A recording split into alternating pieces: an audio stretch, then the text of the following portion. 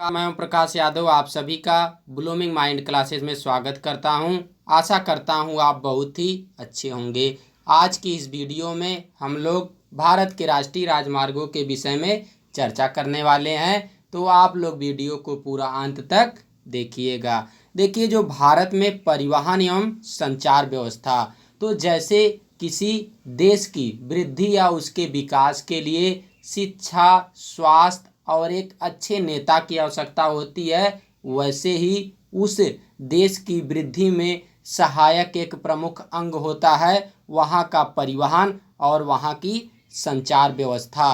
तो देखिए, जो भारतीय परिवहन एवं संचार व्यवस्था है, तो इसके द्वारा यदि हम भारत को एक तरीके से विकास के क्रम में आगे की ओर लेकर जाना चाहते हैं, तो हमें क्या करना पड़ेगा कि यहाँ का जो परिवहन है और जो संचार व्यवस्था है उसको काफ़ी अच्छा बनाना है, और जिसके लिए भारत सरकार कई वर्षों से कार्य कर रही है। तो यहाँ देखिए, केवल हम लोग बात करने वाले हैं परिवहन के प्रमुख मार्ग। तो जो परिवहन के प्रमुख मार्ग हैं वो प्रमुखतया होते हैं स्थल मार्ग, जल मार्ग और वायु परिवहन के साधन हैं। सबसे जल्दी से हमें एक स्थान से दूसरे स्थान पर लेकर जाने वाला जो परिवहन का मार्ग है वो है वायु का मार्ग है, और इसके बाद में आपका स्थल, जल, ये सभी इत्यादि हैं। तो इस वीडियो में हम लोग केवल भारत के स्थल मार्गों के विषय में चर्चा करने वाले हैं। अभी देखिए, पीएम बीजेपी मतलब प्रधानमंत्री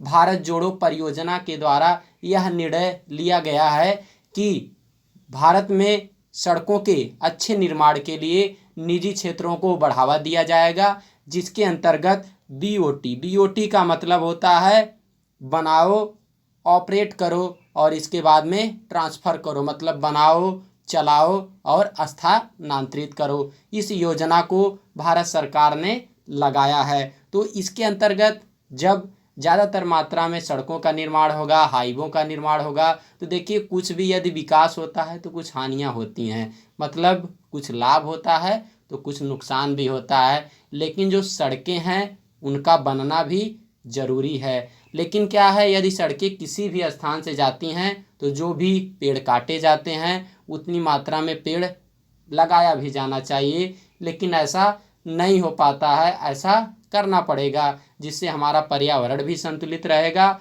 और इसके बाद में हमारे देश का विकास भी होता रहेगा। अब देखिए, जो स्थल मार्ग होते हैं इसके अंतर्गत आता है सड़क, रेलवे और पाइपलाइन। तो पाइपलाइन भी ज़रूरी है। जैसे इस समय कुछ प्रमुख शहरों में पाइपलाइनें भी बिछा दी गई हैं भारत में, जिसके द्वारा जो गैसें हैं वो पाइपलाइन के थ्रू ही जाती हैं। तो गैस सिलेंडर भरवाना नहीं पड़ेगा। गैस के लिए जैसे बिजली का मीटर चलता है वैसे गैस का भी मीटर चलता है, जहाँ पे पाइपलाइनें बिछ गई हैं, जैसे कानपुर वगैरह में, दिल्ली वगैरह में कुछ कुछ जगह मतलब बिछ गई हैं अभी, और आगे इसका कार्य हो रहा है। अब देखिए, बात करते हैं जो जली मार्ग होता है, तो इसमें अंतःस्थलीय, सागरी व महासागरीय मार्ग आते हैं, और वायु मार्ग में आता है राष्ट्रीय और अंतर्राष्ट्रीय वायु मार्ग आते हैं। अब देखिए, जो यह वीडियो है, इस वीडियो में केवल हम लोग सड़क मार्ग के विषय में चर्चा करने वाले हैं। तो अब देखिए, जो स्थल परिवहन लैंड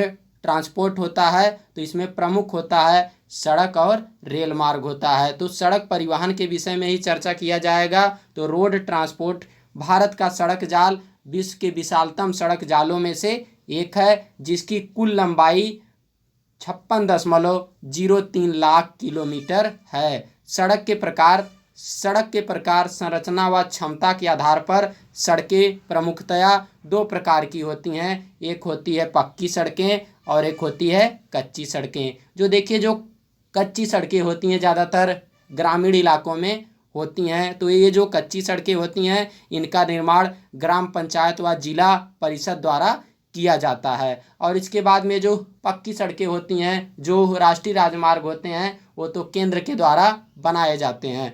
अब देखिए, बात करते हैं सड़कों का विभाजन। तो सड़कों का विभाजन राष्ट्रीय राजमार्ग, राज्य महामार्ग, जिला सड़क मार्ग और ग्रामीण सड़क मार्ग, इस तरीके से किया गया है। अब देखिए, अब हम लोग आगे बात करेंगे केवल राष्ट्रीय महामार्ग की, जो काफ़ी महत्वपूर्ण है। राष्ट्रीय महामार्ग भी एक दिवसीय परीक्षाओं में ज़्यादातर पूछे जाते हैं, तो जो प्रमुख हैं उनको तो अच्छे से देखना है, और जो प्रमुख नहीं है उनके विषय में केवल जानकारी ले लेना है, उसे याद करने का कोई ज़रूरत नहीं है। आप लोग देखिए, देखते होंगे NHAI, मतलब अभी यदि आपके आसपास भी राष्ट्रीय राजमार्ग बन रहा होगा तो वहाँ पे कुछ बोर्ड वगैरह, होर्डिंग वगैरह होती है, तो वहाँ पे लिखा रहता है NHAI, तो उसका मतलब होता है national highway authority of India. इसका हिंदी में मतलब होता है भारतीय राष्ट्रीय महामार्ग प्राधिकरण। तो इसका जो रख रखाव होता है एक केंद्रीय लोक निर्माण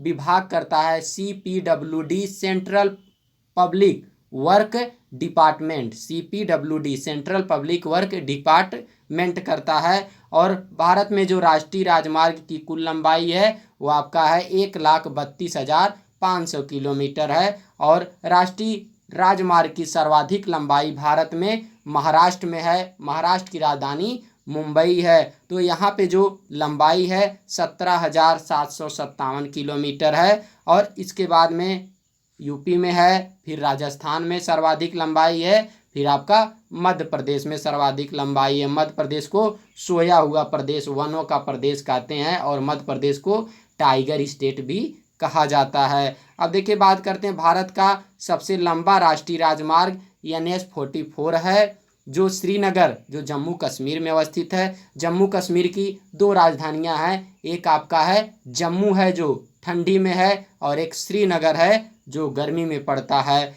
और श्रीनगर से कन्याकुमारी तमिलनाडु तक है। तो तमिलनाडु की जो राजधानी है वो चेन्नई है। तो इसका जो भारत का सबसे लंबा राष्ट्रीय राजमार्ग है NH-44, इसकी लंबाई है 3,745 किलोमीटर है। ये 11 राज्यों से होकर गुजरता है। ये राज्य ज़्यादा जरूरी नहीं है, लेकिन फिर भी देख लीजिए, अभी आगे मैप में भी बात की जाएगी। J&K है, फिर इसके बाद में पंजाब है, हरियाणा है, दिल्ली है, उत्तर प्रदेश है, मध्य प्रदेश है, महाराष्ट्र है, तेलंगाना है, आंध्र प्रदेश है, कर्नाटक है, और इसके बाद में तमिलनाडु। 11 राज्यों से होकर NH-44 जो भारत का सबसे लंबा राष्ट्रीय राजमार्ग है। पहले देखिए NH-47 था, लेकिन अब क्या है NH-44। NH-44 भारत का सबसे लंबा राष्ट्रीय राजमार्ग है, ज़्यादातर परीक्षाओं में पूछा जाता है। और फिर बात करते हैं भारत का सबसे छोटा राष्ट्रीय राजमार्ग NH-47A है, मतलब राष्ट्रीय राजमार्ग 47A है, जिसकी लंबाई है 6 किलोमीटर, जो केरल के वेम्बनाड झील के वेलिंगटन द्वीप पर है। यदि आपको झीलों के विषय में संपूर्ण जानकारी लेना है तो उसका लिंक मैं डिस्क्रिप्शन बॉक्स में दे दूंगा, तो आप लोग भारत की प्रमुख झीलों के विषय में वहां से जानकारी प्राप्त कर सकते हैं। यदि आप पढ़े हैं तो आप अपना रिवीजन भी कर सकते हैं। फिर देखिए, बात करते हैं भारत का सबसे ऊंचा राष्ट्रीय राजमार्ग। अब देखिए, जो मैं पहले बताया, भारत का सबसे लंबा राष्ट्रीय राजमार्ग NH-44 है, और भारत का सबसे छोटा राष्ट्रीय राजमार्ग NH-47A है, जिसकी लंबाई है 6 किलोमीटर। और इसके बाद में भारत का सबसे ऊंचा राष्ट्रीय राजमार्ग NH-1D है, जिसे 2006 में भारत का सबसे ऊंचा राष्ट्रीय राजमार्ग घोषित किया गया। और विश्व का सबसे ऊंचा सड़क मार्ग लेह, जो श्रीनगर में है, 5,325 किलोमीटर की ऊंचाई पर अवस्थित है। तो ये सभी आप लोग काफ़ी अच्छे तरीके से याद कर लीजिएगा। अब देखिए, यहाँ पे श्रीनगर से लेके तमिलनाडु के कन्याकुमारी तक जो NH-44 है वो अवस्थित है। और इसके बाद में अभी आगे भी चर्चा की जाएगी। यहाँ भी देख लीजिए, जो स्वर्णिम चतुर्भुज योजना के अंतर्गत चार महानगरों को जोड़ा गया है। एक आपका दिल्ली हो जाता है, फिर आ जाता है मुंबई हो जाता है, फिर चेन्नई, और इसके बाद में कोलकाता। तो कोलकाता पश्चिम बंगाल की राजधानी है, मुंबई महाराष्ट्र की राजधानी है, और जो दिल्ली है, नई दिल्ली, ये आपका हो जाएगा केंद्र शासित प्रदेश है, तो उसका राजधानी वही है, नई दिल्ली का नई दिल्ली है। और इसके बाद में तमिलनाडु की जो राजधानी है वो चेन्नई है। तो इतना आपको अच्छे से समझ में आ गया होगा। फिर देखिए, बात करते हैं NH-1 राष्ट्रीय राजमार्ग 1, जो दिल्ली से अमृतसर तक है, जिसकी लंबाई है 1,226 किलोमीटर। और जो NH-2 है दिल्ली से कोलकाता तक है। इसकी लंबाई है 1465 किलोमीटर। और इस तरीके से NH1 प्लस में NH2 मतलब राष्ट्रीय राजमार्ग 1 और राष्ट्रीय राजमार्ग 2 को जोड़ दिया जाए तो इसके संयुक्त रूप को कहा जाता है GT रोड, अर्थात ग्रांड ट्रंक रोड कहा जाता है, या शेरशाह सूरी सुरंग के नाम से भी इसे जाना जाता है। ग्रांड ट्रंक रोड का मरम्मत शेरशाह सूरी ने ही करवाया था। और जो NH3 है वो आगरा से मुंबई के बीच में है। इसकी लंबाई है 1161 किलोमीटर। और NH4 जो है थाड़े से मुंबई के बीच में है। इसकी लंबाई है 1235 किलोमीटर। और NH10 जो है दिल्ली से फजिल्का तक है, भारत पाकिस्तान सीमा पर। और NH15 जो है पठानकोट से सामा ख्याली तक है। तो इस तरीके से देखिए जो महत्वपूर्ण है NH44 है, NH47A है और NH1D है। और इसके बाद में NH1 NH2 ये सब काफ़ी ज़्यादा महत्वपूर्ण है। फिर इसके बाद में जो सबसे महत्वपूर्ण थोड़ा सा है वो आपका ये है कि NH31 या पूर्वोत्तर राज्यों को शेष भारत से जोड़ता है। तो कौन सा राष्ट्रीय राजमार्ग जो पूर्वोत्तर भारत के राज्यों को शेष भारत से जोड़ता है तो आपका है NH47A है, जो पूर्वोत्तर राज्यों को शेष भारत से जोड़ने का काम करता है। यहाँ पे देख लीजिए, यहीं पे सिलीगुड़ी कॉरिडोर है जिसको चिकन नेक कहा जाता है, चिकन नेक भी कहा जाता है। तो ये जो चिकन नेक इसलिए कहा जाता है, यदि यहाँ का मार्ग ब्लॉक कर दिया जाएगा तो अब पूर्वोत्तर भारत के राज्यों में नहीं जा सकते हैं। तो इस तरीके से आपको समझ में आ गया होगा। फिर देखिए आगे हम लोग बात करते हैं भारत का सबसे लंबा नदी सेतु। भारत का सबसे लंबा नदी सेतु पहले तो था गांधी सेतु। गांधी सेतु जो सोन नदी पर बिहार में अवस्थित है वो था, लेकिन अब क्या है, भारत का सबसे लंबा नदी सेतु भूपेन हजारिका सेतु है, जो लोहित नदी जो ब्रह्मपुत्रा की सहायक नदी है। लोहित नदी को ही खून की नदी भी कहा जाता है। तो लोहित नदी पर 9.15 किलोमीटर लंबा ये पुल असम राज्य में अवस्थित है। असम की राजधानी है दिसपुर है। और इसके बाद में बात करते हैं भारत की सबसे लंबी सड़क सुरंग चेनानी नासरी सुरंग, जो NH44 नेशनल हाईवे पर अवस्थित है। फिर बात करते हैं इसका जो चेनानी नासरी सुरंग है, इसका वर्तमान नाम है श्यामा प्रसाद मुखर्जी सुरंग। तो श्यामा प्रसाद मुखर्जी सुरंग ही भारत की सबसे लंबी सड़क सुरंग है। अब देखिए आगे बात करते हैं, अभी मैं पीछे बताया भी था कि स्वर्णिम चतुर्भुज परियोजना जो 5846 किलोमीटर लंबी है, 6 लेन की है, दिल्ली मुंबई चेन्नई कोलकाता 4 महानगरों को जोड़ने का काम करती है। और भारत में सड़कों का सर्वाधिक घनत्व केरल में है। केरल की राजधानी है तिरुवनंतपुरम। और इसके बाद में केंद्र शासित प्रदेश में सर्वाधिक सड़क घनत्व दिल्ली में है और सबसे कम है J&K में है। तो इतना भी आपको अच्छे से समझ में आ गया होगा। अब देखिए भूपेन हजारिका सेतु है जो लोहित नदी पर है। तो भारत की नदियों के विषय में यदि आपको संपूर्ण जानकारी लेना है या आप पढ़ चुके हैं, रिवीजन करना है, तो उसका भी लिंक मैं डिस्क्रिप्शन बॉक्स में दे दूंगा, तो वहां से जाके आप वीडियो को देख लीजिएगा। तो भारत का सबसे लंबा नदी सेतु है भूपेन हजारिका सेतु, जो लोहित नदी पर है। लोहित नदी ब्रह्मपुत्र की सहायक नदी है। ब्रह्मपुत्र जो नदी है कैलाश के मानसरोवर झील के निकट चेमायुंगडुंग हिमनद से निकलती है, जिसको तिब्बत में करलुंग जंगपो या सांगपो कहा जाता है, अरुणाचल प्रदेश में दिहांग कहा जाता है, असम में ब्रह्मपुत्र कहा जाता है। असम में ही ब्रह्मपुत्र नदी पर माजुली द्वीप अवस्थित है, जो विश्व का सबसे बड़ा नदी द्वीप भी माना जाता है। और इसके बाद में ब्रह्मपुत्र नदी को बांग्लादेश में जमुना कहा जाता है और गंगा को पद्मा कहा जाता है। इन दोनों का संयुक्त रूप मेघना कहलाता है और ये दोनों एक विश्व का सबसे बड़ा नदी डेल्टा बनाने का काम करती हैं, जिसका नाम है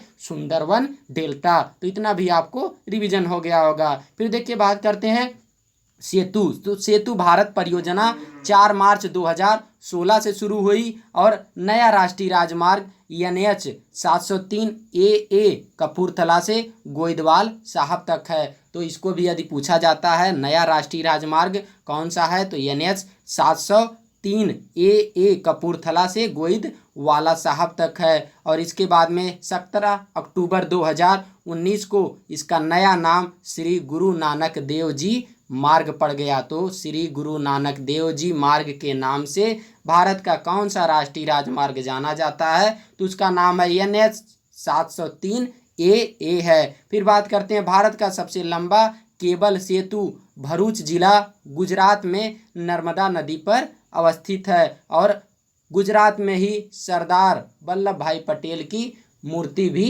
अवस्थित है। तो यूनिटी ऑफ इंडिया मतलब unity of India Sardar Vallabh भाई पटेल का जो मूर्ति है वो गुजरात में अवस्थित है। सरदार वल्लभ भाई पटेल जी भारत को एक अखंड भारत के निर्माण के लिए उन्हें माना जाता है क्योंकि उन्होंने देशी रियासतों को भारत में मिलाने में अपना बहुत ज़्यादा ही योगदान किया था।